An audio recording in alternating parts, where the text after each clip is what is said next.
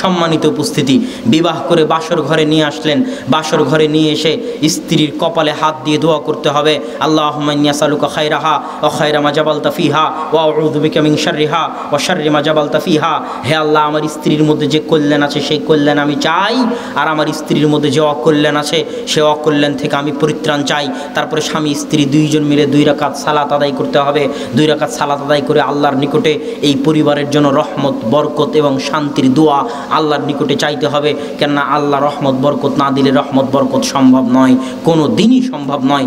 এবার যখন স্বামী স্ত্রী মিলিত হতে যাবেন, স্বামী স্ত্রী যখন সহবাস যেটাই বলেন সাংসারিক জীবনে যখন মিলিত হতে যাবেন, যেটা আপনার জন্য আনন্দের বিষয়, যেটা আপনার জন্য হাসির বিষয়, সেটা ইসলামের নিকটে অনেক দামি। কেননা ওখান থেকে পরবর্তী প্রজন্ম আসবে, আর ইসলামে পরবর্তী প্রজন্মের অনেক দাম, অনেক গুরুত্ব। এই জন্য ইসলাম ওখানেও দোয়া শিখিয়ে দিয়েছে, ইসলাম ওখানেও দোয়া শিখিয়ে দিয়েছে, বিসমিল্লাহ আল্লাহুম্মা জান্নিবনা শাইতান ওয়া জান্নিবিশ শাইতানা মা রাযাকতানা। হে আল্লাহ, আজকে আমরা যে সাংসারিক জীবনে লিপ্ত হচ্ছি, এই সাংসারিক জীবন থেকে যদি কোনো সন্তান আসে, তাহলে তুমি সেই সন্তানকে শয়তানের সংস্পর্শ থেকে দূরে রাখিও। কত সুন্দর ইসলামের পরিকল্পনা শুধু একটা সন্তানকে নিয়ে। কেননা ওই সন্তান ইসলামের নিকটে সবচেয়ে দামি, আপনার নিকটে দামি হোক আর না হোক। এই দোয়া পড়ে যখন আপনি আপনার স্ত্রীর সাথে সংসার জীবনে লিপ্ত হবেন, তখন ওটার মাধ্যমে যে সন্তান আসবে, সেই সন্তানের মধ্যে বরকত রহমত থাকবে, ওই সন্তান সুসন্তান হিসেবে গড়ে উঠবে। আর এই নিয়মগুলো যদি আপনি রক্ষা না করেন, তাহলে আদর্শ পরিবার গড়ে তুলতে পারবেন না। সন্তান যখন মায়ের পেটে আসলো, এই 9 মাস 10 দিন অনেক গুরুত্বপূর্ণ। এই 9 মাস 10 দিন মায়ের হায়েজ, মায়ের ঋতু বন্ধ থাকে। কেননা মায়ের রক্ত থেকে সন্তান খাদ্য গ্রহণ করে, যেটা জন্মের পর নাভি কেটে ফেলা হয়, নাড়ি কেটে ফেলা হয়, ওটার মাধ্যমে সন্তান মায়ের রক্ত থেকে খাবার গ্রহণ করে, মায়ের রক্ত থেকে খাদ্য গ্রহণ করে। এই 9 মাস 10 দিন যদি মা টিভি সিরিয়ালের সামনে বসে থাকে, এই 9 মাস 10 দিন যদি মা সালাত আদায় না করে, এই 9 মাস 10 দিন যদি মা কোরআন তেলাওয়াত থেকে দূরে থাকে, এই 9 মাস 10 দিন যদি মা বউয়ের সাথে, শাশুড়ির সাথে ঝগড়ায় লিপ্ত থাকে, এই 9 মাস 10 দিন যদি মা পরকীয়ায় লিপ্ত থাকে, তাহলে প্রত্যেকটা কুকর্মের প্রভাব তার পেটে থাকা নিষ্পাপ সন্তানের উপর পড়বে, এবং ওই নিষ্পাপ সন্তানও ভবিষ্যতে কুসন্তান হিসেবে গড়ে উঠবে। আদর্শ সন্তান হিসেবে গড়ে ওঠার সম্ভাবনা তখন অনেক অনেক কম থাকবে। এই জন্য 9 মাস 10 দিন মাকে সচেতন, সজাগ, আদর্শবান, পরহেজগার, তাকওয়াবান, কোরআন তেলাওয়াতকারিনী, সালাত আদায়কারিনী, সিয়াম পালনকারিনী এবং আল্লাহ ভীরু অবস্থায় কাটাতে হবে। নিজের জন্য না হলেও সন্তানের জন্য, ভবিষ্যৎ প্রজন্মের জন্য আদর্শ সন্তান পাওয়ার আশায়। সন্তান যখন দুনিয়াতে ভূমিষ্ঠ হবে, সন্তান দুনিয়াতে ভূমিষ্ঠ হওয়ার পর প্রথম কাজ হচ্ছে সন্তানের কানে আজান দিতে হবে। রাসূল সাল্লাল্লাহু আলাইহি ওয়াসাল্লাম আযানা ফি উযুনিল হাসান হিনা ওয়ালাদাতহু ফাতেমা, যখন ফাতেমা হাসান রাদিয়াল্লাহু তাআলা আনহুকে জন্ম দিলেন, তখন আল্লাহ রাসূল তার কানে আজান দিয়েছিলেন। কেননা দুনিয়াতে আসার পর সর্বপ্রথম যে আওয়াজটা ইসলাম তাকে শোনাতে চায়, সেটা ইসলামের একাত্মবাদের আওয়াজ, আল্লাহর কালেমায়ে শাহাদাতের আওয়াজ, আল্লাহর কালেমা তাইয়্যিবার আওয়াজ, আল্লাহর মহত্বের আওয়াজ, আল্লাহর বড়ত্বের আওয়াজ। দুনিয়াতে আসার পর প্রথম যে আওয়াজটা সে শুনবে, সেটা যেন আল্লাহর বড়ত্ব, আল্লাহর মহত্ব, কালেমায়ে শাহাদা, কালেমা তাইয়্যিবার আওয়াজ হয়, যাতে এটার প্রভাব তার উপরে মরা পর্যন্ত থাকে। এটা ইসলামের পরিকল্পনা। একটা ছোট্ট সন্তানকে নিয়ে দীর্ঘমেয়াদী ইসলামের পরিকল্পনা, একটা ছোট্ট সন্তানকে নিয়ে। এবার যখন এই সন্তানকে কানে আজান দিয়ে দিলেন, তখন দ্বিতীয় কাজ কি?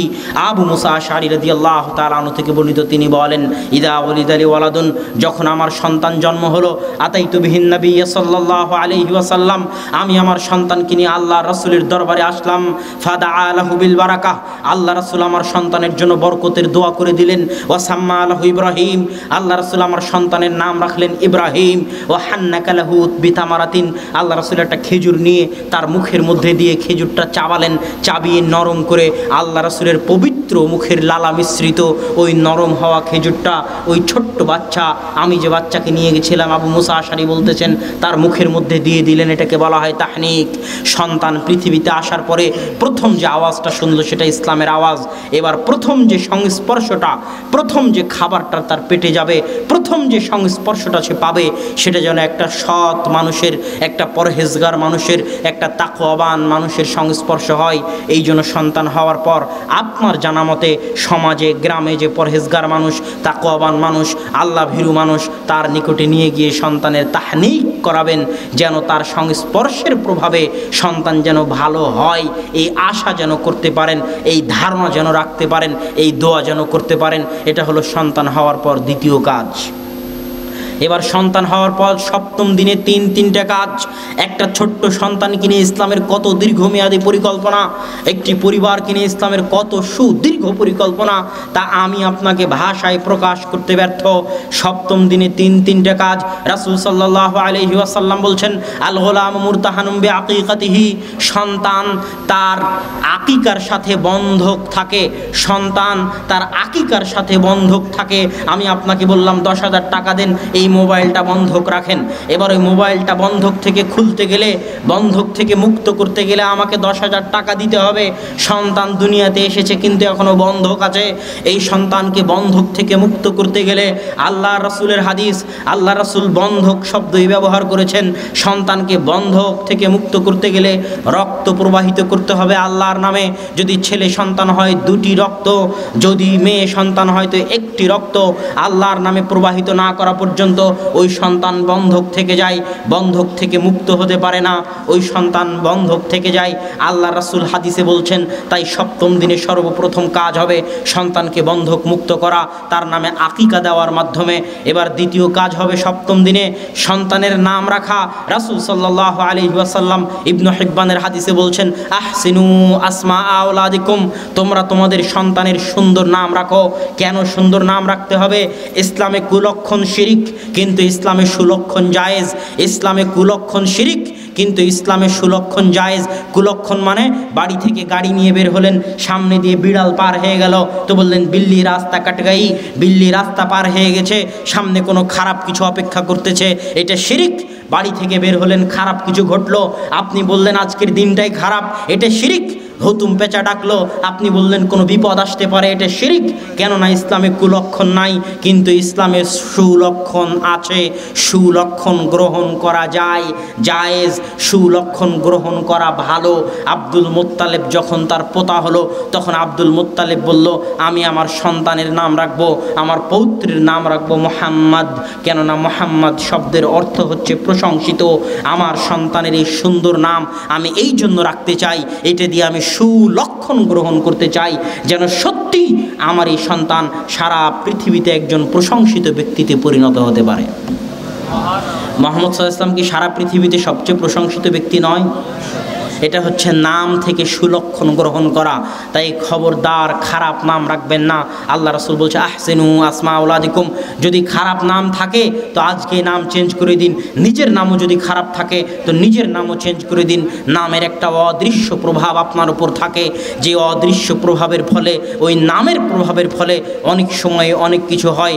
যদি নাম ভালো হয় তাহলে সেই ভালো প্রভাবের ফলে, সেই তাফাউল সুলক্ষণের ফলে আশা করা যায় যে সন্তানও ভালো, সৎ এবং আদর্শবান হিসেবে গড়ে উঠবে। এটা হলো সপ্তম দিনের দ্বিতীয় কাজ। সপ্তম দিনের তৃতীয় কাজ, রাসূল সাল্লাল্লাহু আলাইহি ওয়াসাল্লাম বলছেন, ইহলিকি শা'রা রাসি ফাতাসাদ্দাকি বিওয়াজনিহি মিনাল ওয়ারিক। সপ্তম দিনে আকিকা হয়ে গেল, নাম সুন্দর রাখা হয়ে গেল।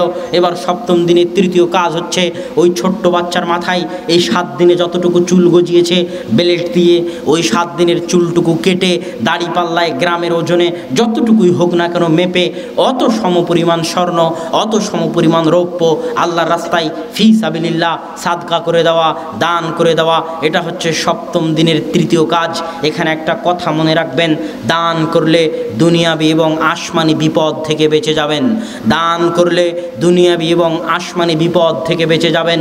যদি আপনি দান না করেন, যদি আপনি দান না করেন, যদি আপনি দান না করেন, তাহলে আল্লাহ বলছেন আমি কৃপণের সম্পদ বাই দ্য ওয়ে বের করে নেই। সিস্টেমে আমি কৃপণের সম্পদ বের করে নেই। যে দান করে না, যে দান করে না, আল্লাহ তার টাকা বের করবেই করবে। অন্য মাধ্যম দিয়ে বের করবে, অ্যাক্সিডেন্টের মাধ্যমে বের করবে, বিপদ আপদ দিয়ে বের করবে, কেস কোর্ট কাচারির মাধ্যমে বের করবে, বিচার সালিশের মাধ্যমে বের করবে। যে কোনো মাধ্যমে হোক, যে কৃপণ তার টাকা আল্লাহ অন্য মাধ্যম দিয়ে বের করবে যদি সে দান না করে। আর দান করলে দুনিয়াবি এবং আসমানি বিপদ থেকে বেঁচে যাবেন। এই জন্য দান করতে উদ্বুদ্ধ হন, কেননা আল্লাহ সুবহানাহু ওয়া তাআলা কোরআনে বলছেন ওমিম্মা রাযাকনাহুম ইউনফিকুন, আমি তাদেরকে যা রিজিক দিয়েছি তা থেকে তারা দান করে। আল্লাহ এটা বলেননি যে আব্দুল্লাহ তুমি যা উপার্জন করেছো তা থেকে দান করো। আল্লাহ বলছে আব্দুল্লাহ তোমার পকেটে যে টাকা আছে ওটা আমার টাকা, রাযাকনা আমি রিজিক দিয়েছি, তোমার টাকা আমার রাস্তায় দিতে বলিনি। আল্লাহ কোরআনে কোথাও বলেনি যে আপনার টাকা আপনি আল্লাহ রাস্তায় দান করেন, কোথাও বলেনি আল্লাহ এই কথা। আল্লাহ বলছে আমি যেটা দিয়েছি ওটা থেকে কিছু দান করো। সব আয়াত খুলে দেখেন কোরআনে, আল্লাহ কোরআনে কোথাও বলেনি আপনি যেটা ইনকাম করেছেন সেটা থেকে দান করেন। এটা আল্লাহ কোরআনে কোথাও পাবেন না। আল্লাহ কোরআনে সব জায়গায় বলেছে, খুলে দেখেন কোরআনের শুরু থেকে শেষ পর্যন্ত আমি আল্লাহ যেটা দিয়েছি সেখান থেকে কিছু দান করো, আমার টাকা আমাকে দাও। এতে যে আমার কোনো লাভ হবে তা নয়। সারা পৃথিবীর সব মানুষ যদি 24 ঘন্টা সিজদায় পড়ে থাকে আল্লাহর কোনো লাভ নেই, আর সারা পৃথিবীর সব মানুষ যদি 24 ঘন্টা গুনাহ করে আল্লাহর কোনো ক্ষতি নাই। আল্লাহ হচ্ছে আল্লাহুস সামাদ, কুল হুয়াল্লাহু আহাদ, আল্লাহুস সামাদ, মানে আল্লাহ মুখাপেক্ষীহীন। আপনার ঠেকা পড়েছে দান করার মাধ্যমে আল্লাহর কাছ থেকে কিছু উপকার নেওয়ার, আপনার প্রয়োজন আছে, আপনি মুখাপেক্ষী, আপনি বাঁচতে চাইলে আপনি দান করেন, আল্লাহর কোনো প্রয়োজন নাই। কিন্তু টাকাটা আল্লাহরই, টাকাটা আপনার নয়। আল্লাহর দেওয়া টাকা আল্লাহকে দিবেন, উপকার আপনার, আল্লাহর কোনো উপকার নাই, আল্লাহর কোনো ক্ষতিও নাই। في القلب مشاعر أخفيها قد أشرقت الشمس عليها عن خطط لم أعبأ فيها ستكون بأيامي فرقا فحياتي قبل الحلقات تيه بضياع بشتاتي